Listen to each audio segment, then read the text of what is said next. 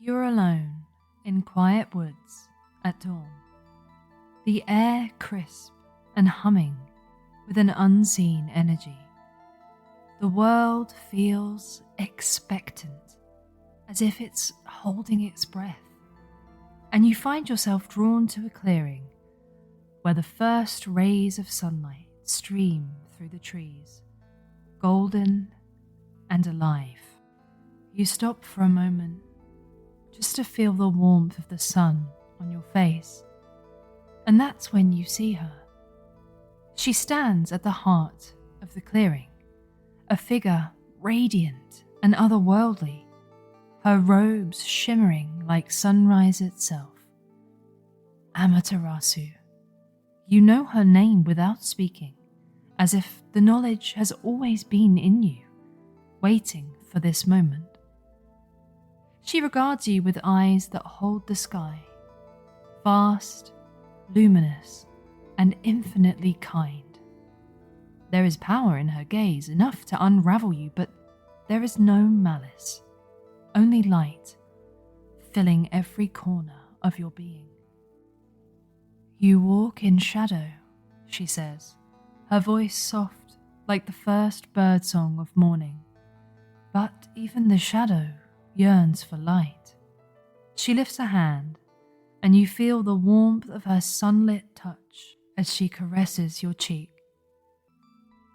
All of the pain that you've ever carried, all of the doubts, the fear, begin to lift, unraveling like smoke in the breeze.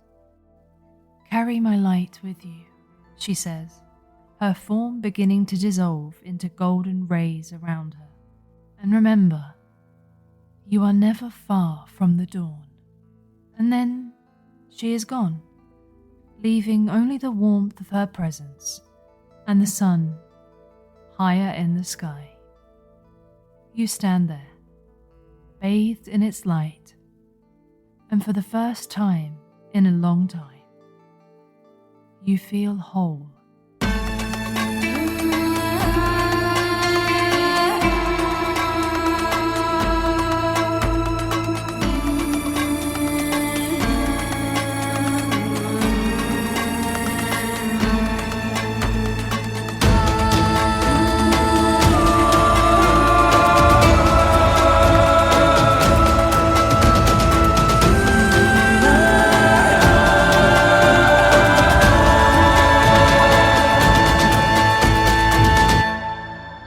Hello and welcome back to Ladies of Lore, the podcast where we go on deep dives into the most fascinating, powerful, and sometimes a bit scary women of mythology and folklore. I'm India and it is 2025. Yes, Happy New Year to you all. I hope you all had the most wonderful holiday season, whatever you got up to, and that you're feeling ready to take on 2025. I did a bit of 2025 goal setting. I've got a little year bingo card full of all of the things that I want to do and want to achieve. And one of the things that is on the list, and probably one of the most important things to me, is staying consistent with this podcast. I know I was a little bit patchy towards the end of the year with my holiday and being poorly and then Christmas, but we are back for a fresh new year and I'm ready to tell you all about some more amazing mythological women. Today, we'll be kicking off 2025 by diving back into the world of Japanese mythology to explore the luminous story of Amaterasu, the Shinto goddess of the sun. Now, Amaterasu isn't just any deity. She's at the very heart of Japanese culture, spirituality, and even found her way into politics. And her legacy has evolved over centuries, transforming her from a divine mythological figure to a symbol of national identity and modern creativity. So join me and let's discover her origins, her incredible stories, and how interpretations of her have changed, and have a little look at where she stands in today's world.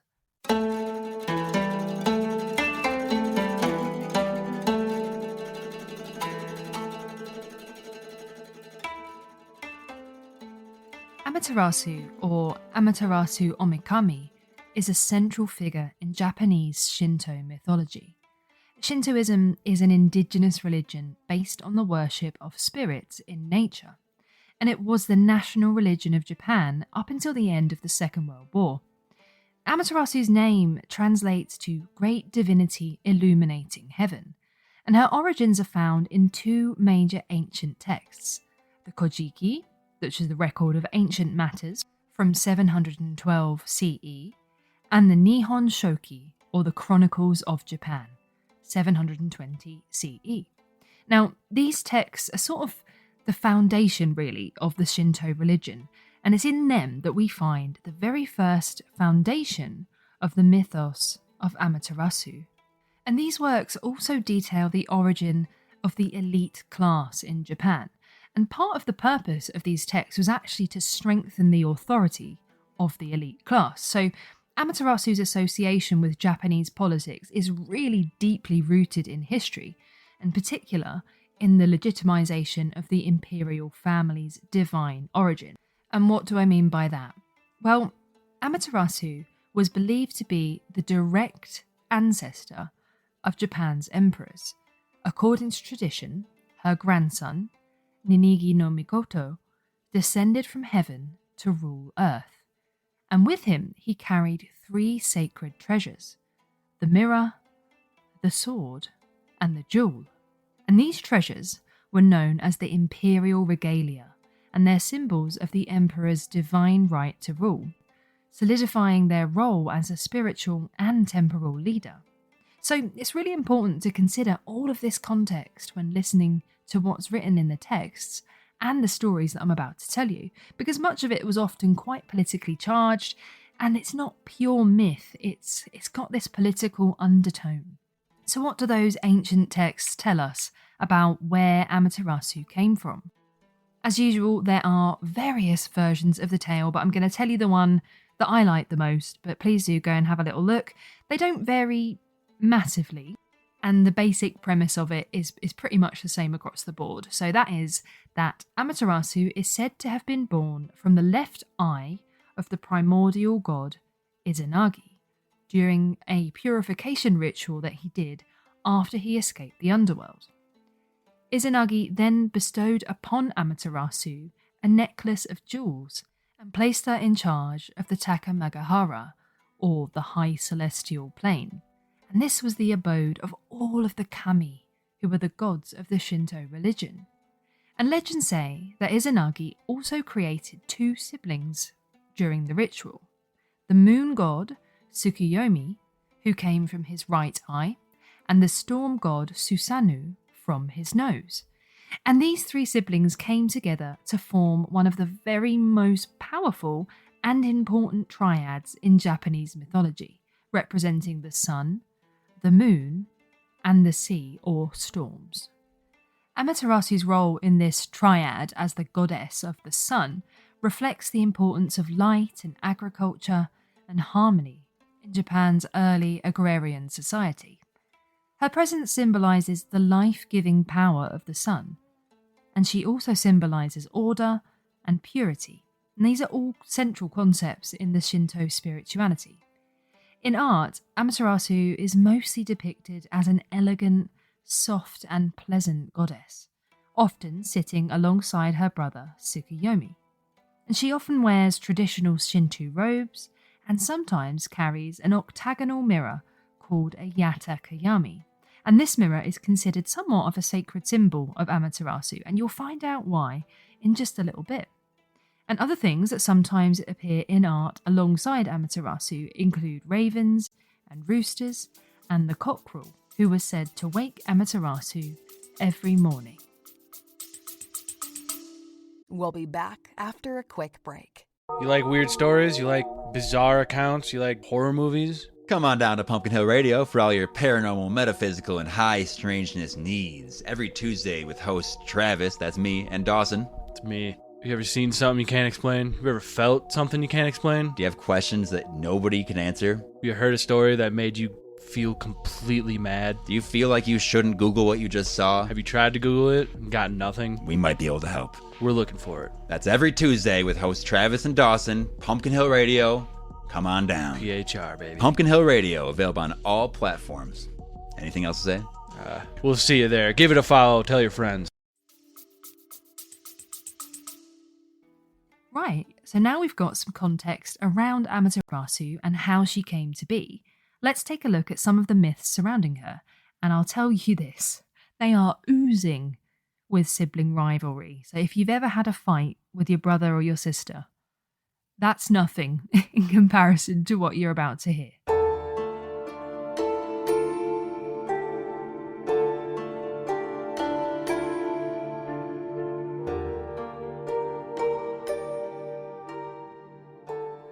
Perhaps the most dramatic myth involving Amaterasu is her feud with her brother, Susanoo. We've all been there. If you've got siblings, you know what it's like. Like I said, there's nothing like a tiff between siblings. I should know I've got enough siblings. I've had my fair share of sibling-based fights.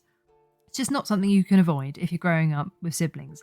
However, Amaterasu took this to a bit of a new level when she fought with her brother Susanoo. Now, Susanoo was quite well known for his tempestuous and chaotic nature, and this meant he quite often clashed with his sister, because Amaterasu was quite the opposite. She was quite a serene person, she was calm, and she lived her life with a sense of order. And it was Susanoo's unruliness and his refusal of his responsibilities that set the stage for this legendary confrontation. Here's how it went down. Susanoo was unruly and wild. He shirked his duties over the seas and he caused chaos wherever he went. Filled with rage and resentment, he declared his intention to leave his post and descend to the netherworld. But before doing so, he said, I'm going to go visit my sister Amaterasu in her heavenly domain, Takamagahara.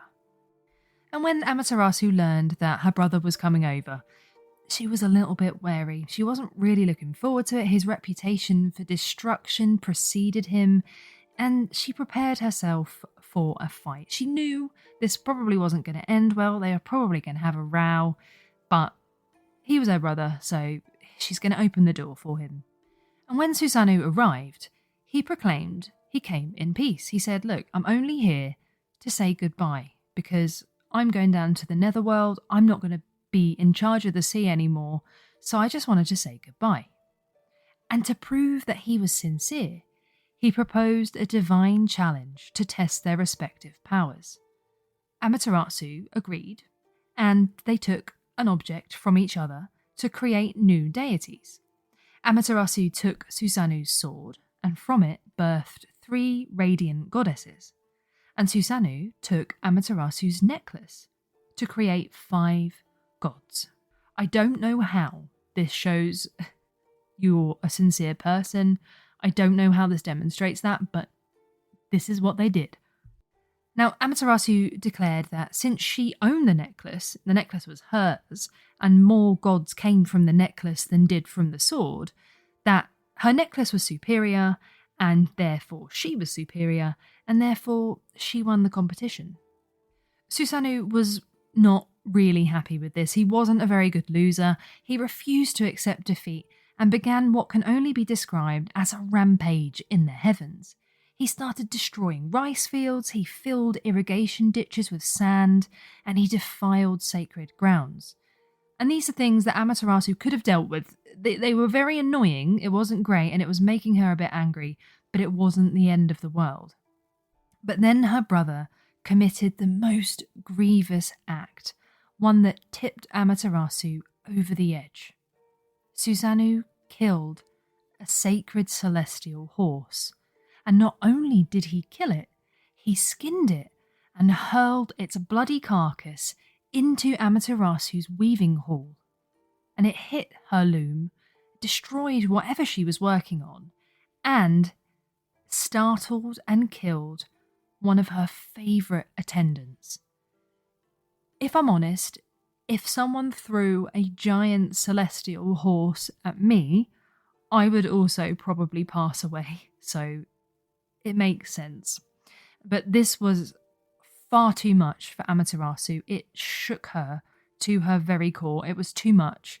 She was absolutely distraught. Overwhelmed with grief and anger, Amaterasu withdrew into a cave called Ama no Iwato, or the Heavenly Rock Cave, and said, "I'm not coming out of here." She'd had enough. And don't we all sometimes wish that we could just crawl into a cave? I've had days like this, so to be honest, I don't blame her. But remember, Amaterasu was the sun goddess, and without her, and all of the light that she brought, the world plunged into darkness, and the first winter began. Crops withered, the gods despaired, and chaos spread across the land. The Kami looked down on Earth and very quickly realised the absolute dire consequences of her absence, and they knew they couldn't just wait for her to get over it, and so they gathered around the cave to devise a plan to bring her out. Firstly, they did what anybody would do, which was just ask. They said please, they begged, they got on their knees, they cried, they told her how bad things were without her, but she didn't want to come out. Then they tried to bribe her with sacred offerings. They adorned the outside of the cave with beautiful mirrors, strings of jewels, in an attempt to entice her out. But Amaterasu still sulked. In fact, she moved a rock over the cave entrance to further signify that she wanted to be left alone, thank you very much. In a very last-ditch attempt to get Amaterasu out of the cave, the gods decided that the best thing they could do was throw a party. And what's the one thing that you need at a party? It's some great music. So they got the very best musicians in the land to gather around the cave and play the finest tunes. And the goddess Ame no Uzume, who was known for her exuberant spirit, stepped forward to perform a wild and bawdy dance. And she broke it down. She stomped her feet, she tore at her clothes, and she danced a very raunchy and revealing dance with such joy and such fun that the other gods couldn't help but laugh and cheer her on and join in.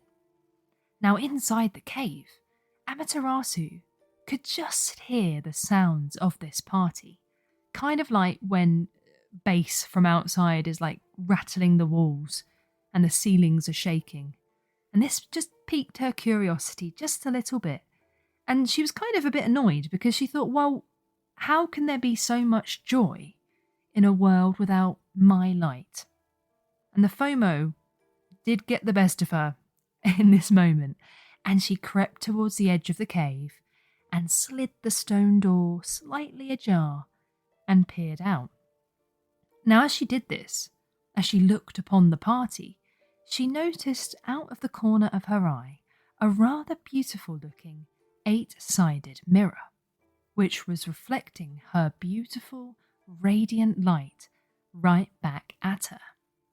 And she was captivated by her own brilliance, and so she stepped a little bit further out of the cave. She was drawn out of the cave by her own reflection. And you know what? I respect that. She knew she was looking good even after a pretty much whole year in the cave. And she was so distracted by her own reflection that the other gods managed to sneakily seal the entrance of the cave behind her, ensuring that she couldn't retreat back in there again.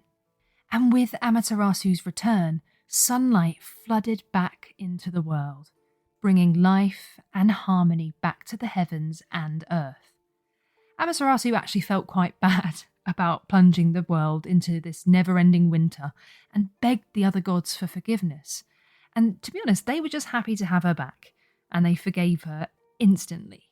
But there was someone else who couldn't be forgiven so easily. Susanu's offences could not go unpunished. After all, it was his fault that this had all happened, and so he was banished from Takamagahara and cast down into the mortal realm.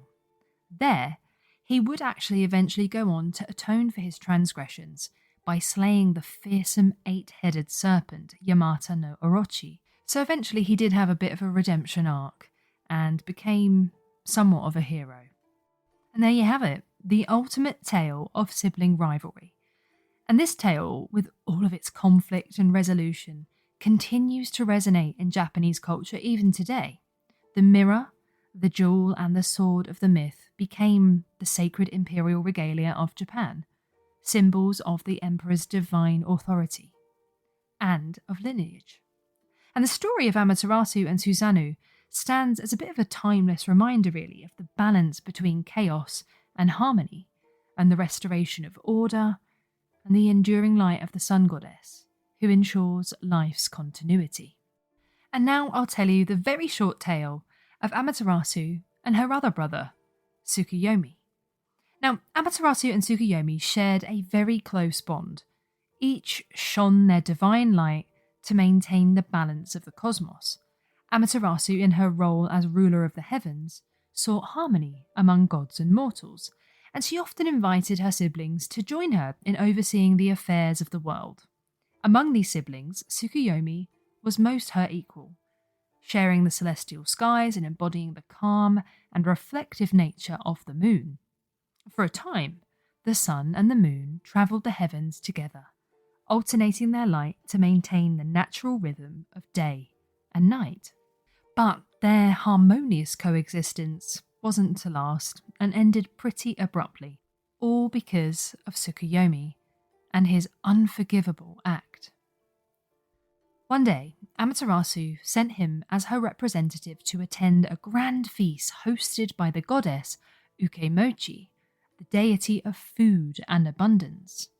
Ukemochi prepared an extraordinary banquet in honour of the moon god, creating food in miraculous, if a bit strange, ways. So, for instance, she exhaled rice, she spat fish from her mouth, and drew game from her nose. And although these acts were supposed to demonstrate her divine power and her generosity, Tsukuyomi was pretty revolted by the display. And although the food looked good, he couldn't get past where it had come from. And he viewed her actions as impure and disrespectful. So he drew his sword and struck her down, killing her on the spot. Which was a bit rude, really, because she'd gone to all that effort to make that food for him, and you didn't have to kill her. You could have just said, "Not for me, but thank you very much." But either way, he killed her. And when the news of this reached Amaterasu, she was horrified and enraged. And this death was not only an affront to divine harmony, but it was also a grave insult to Amaterasu. She'd sent him there in good faith. And she declared that she could no longer bear to ever see her brother, and severed all ties with Tsukuyomi. And from that moment on, the sun and the moon were separated, never to share the sky again. And this division marked the eternal cycle of day and night, as the two celestial deities now took turns to rule the heavens. Amaterasu's estrangement from Tsukuyomi further established her role as this bringer of light and bringer of order, while the moon god became a bit more of a mysterious and distant figure. Tsukuyomi's actions and the resulting rift between these siblings underscored the importance of respect and purity in the divine order. Remember, these tales had a political undertone. So what do you think people would have took away from this myth? And though Tsukuyomi's story is not as well celebrated as the tale of Amaterasu and Susanoo, it is still integral to understand the separation between light and dark and day and night, and their estrangement symbolises the inevitability of conflict and division, even among divine beings. Because we all know divine beings love to argue, they love a fight, and also it reflects the natural cycle of the cosmos. So there you have it, throwing giant horses and spitting out a full banquet. These stories were integral to Japanese culture for centuries. But what was the cultural impact of Amaterasu, and did things change over time?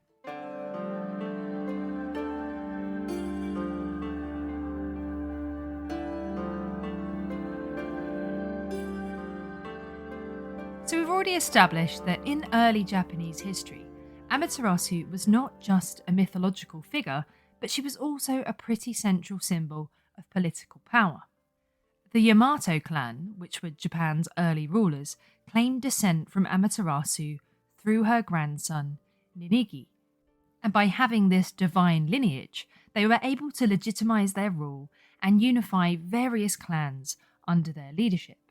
And the establishment of the grand shrine of Ise, dedicated to Amaterasu, only further cemented her in this role as a sort of spiritual cornerstone of the nation. Now, this shrine was considered the most sacred in all of Shinto and is said to house the Yata no Kagami, and was a link, really, between the physical realm and the spiritual realm. And this shrine is actually still very much there today. In fact, it still remains the most sacred Shinto shrine dedicated to Amaterasu. And it's a vital cultural and religious site with immense historical significance. It's made almost entirely out of wood and thatch, and the structure of the shrine is reflective of traditional Japanese craftsmanship, and it's completely nail-free, which, when you think about it, is pretty impressive when you've got all of that wood and all of that thatch and not a single nail.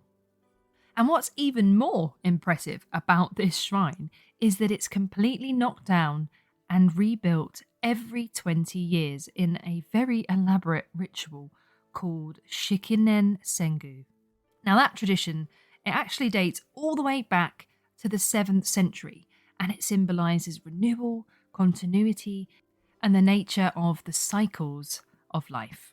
The last time it was rebuilt was actually in 2013, so we've got a little while to wait until it all happens again in 2033. But how amazing is it to think that all the way back in the 7th century, they were demolishing this thing and they were rebuilding it every 20 years. And to know that that tradition is still very much in place today just goes to show how important this shrine is to the people of Japan. Even today, visiting the shrine is considered a pretty profound spiritual journey for Shinto practitioners, and many Japanese people believe it's kind of a once-in-a-lifetime pilgrimage. The Grand Ise Shrine is more than just a religious site. It's an embodiment of Japan's spiritual history, cultural identity, and reverence for renewal and tradition. And you can still visit today, although not all of it is available to go to for the general public. For some parts of the shrine, they are only open to the Japanese royal family.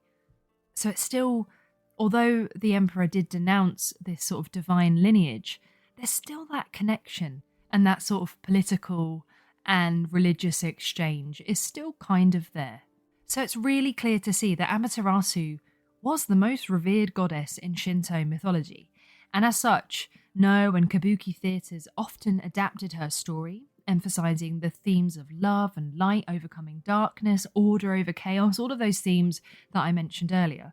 And you can see how this would link in very nicely with promoting obedience to the emperor. And you can even see an indirect reference to Amaterasu in the Japanese flag, with that red circle being representative of the sun. Again, this just goes to show how deeply rooted Amaterasu is in Japanese identity. And things did change a little bit in the Heian period of 794 to 1185. And this is a time when Buddhism began to spread throughout Japan. And as it spread, it blended with Shinto practices in a phenomenon known as Shinbutsu Shugo. And as part of this process, Amaterasu was sometimes syncretized with Buddhist deities like Dainichi Nyorai, who was the cosmic Buddha, who also represented light and the sun.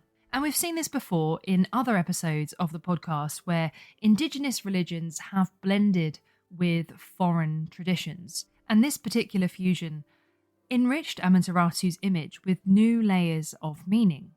But come the Meiji Restoration period of 1868 to about 1912, Shinto was once again elevated to the religion of the state.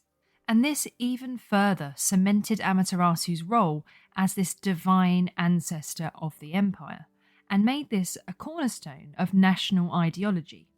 During this period, propaganda often emphasised Amaterasu as a bit of a unifying figure for Japan's modernisation efforts, tying her to notions of progress and national pride.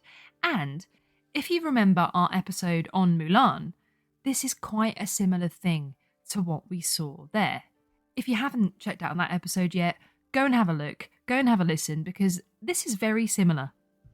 With the end of the Second World War, the Emperor of Japan renounced his divine status, and that really impacted Amaterasu's role in politics, because she was no longer there to underpin the political power of the emperor. So her political significance did fade pretty significantly, but her cultural and spiritual place in Japan did remain. So let's talk a little bit about where we can find Amaterasu in the modern day.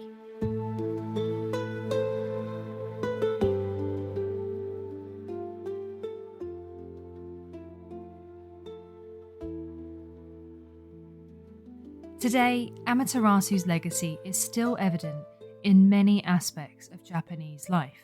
Like I said earlier, the Grand Shrine of Ise is still one of Japan's most visited spiritual sites, and it's a living testament to the goddess's enduring significance.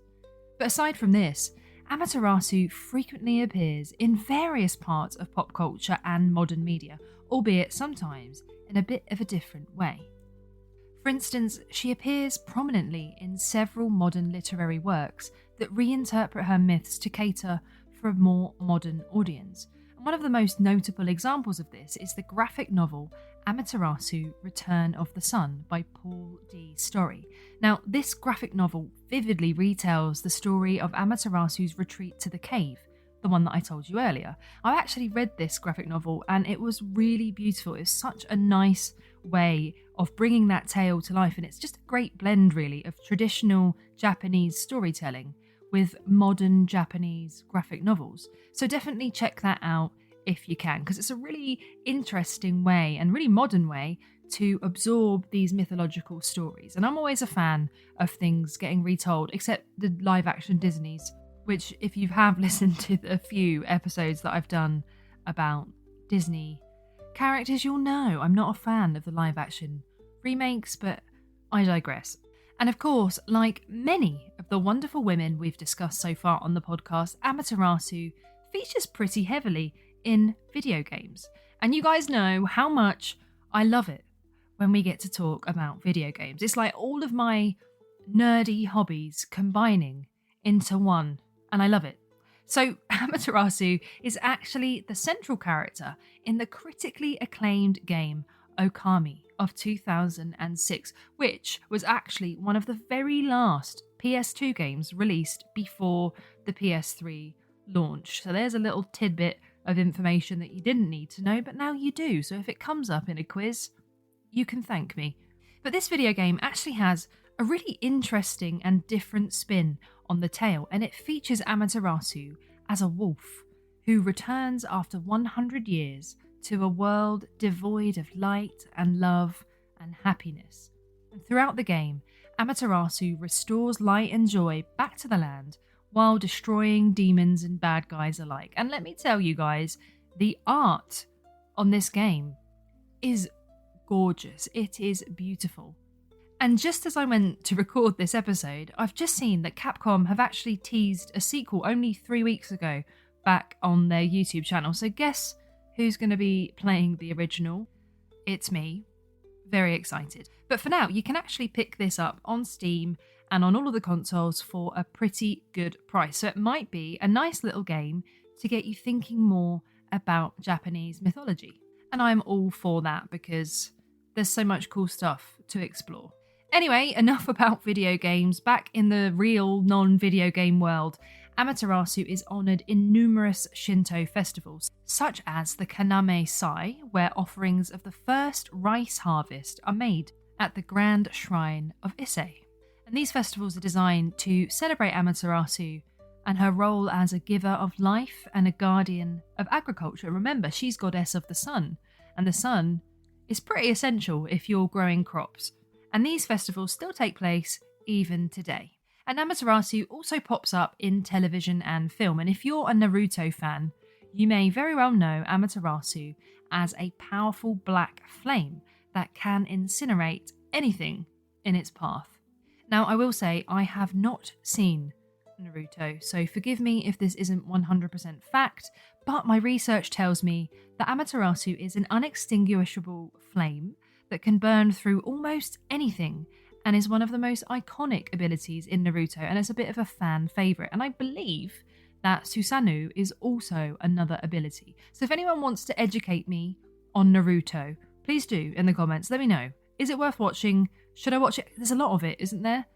I might be wrong, but I feel like there's a lot of it. So if it's worth watching, let me know, because I'm always game for absorbing new things.